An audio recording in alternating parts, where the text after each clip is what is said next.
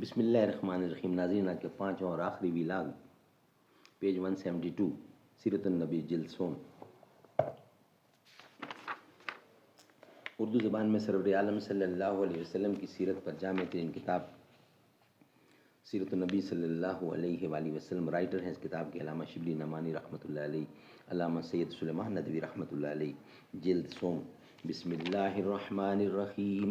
الحمد للہ رب العالمین والصلاة والسلام علی سید المرسلین وعلی آلہ واصحابہ اجمعین.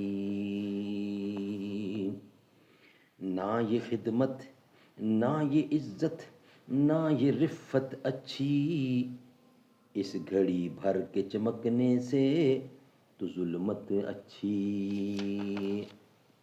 میری قدرت میں جو ہوتا تو نہ اختر بنتا،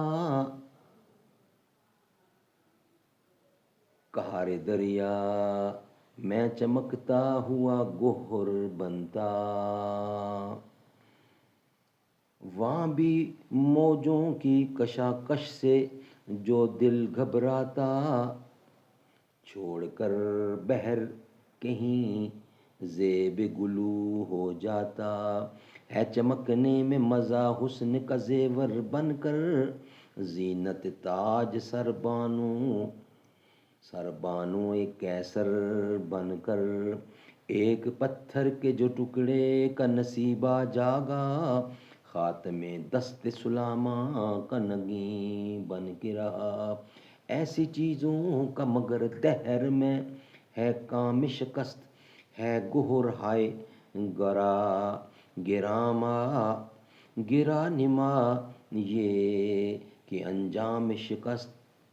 زندگی وہ ہے کہ جو ہو نہ شناسائے اجل، کیا وہ جینا ہے کہ ہو جس میں تقاضائے اجل.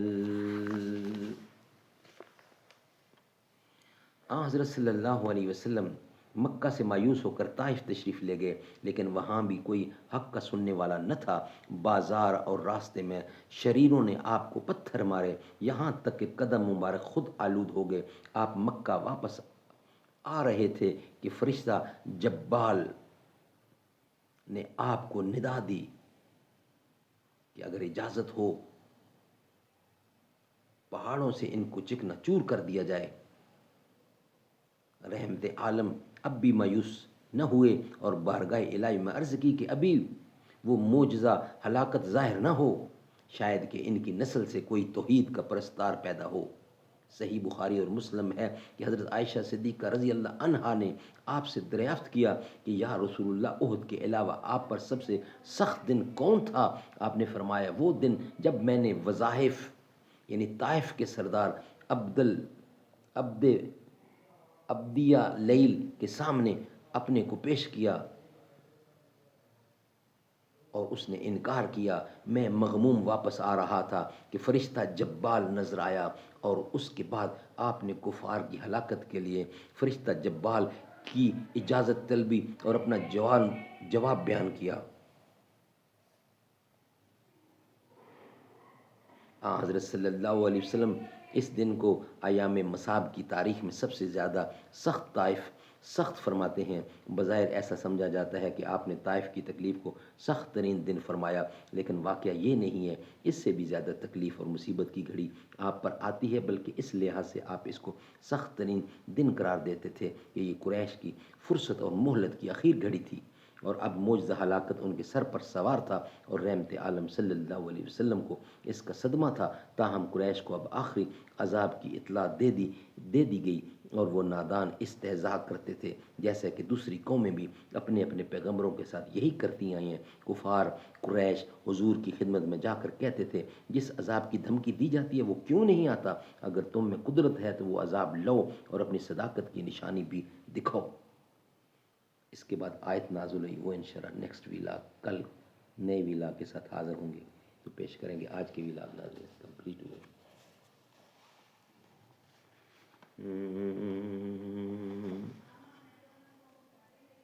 میری آرزو محمد، میری جستجو مدینہ، میں انہی کا نعت خواں ہوں، میری گفتگو مدینہ، کہتے ہیں جس کو خوشبو ہم تم جہانے والے، وہ چیز در حقیقت ہے آپ کا پسینہ۔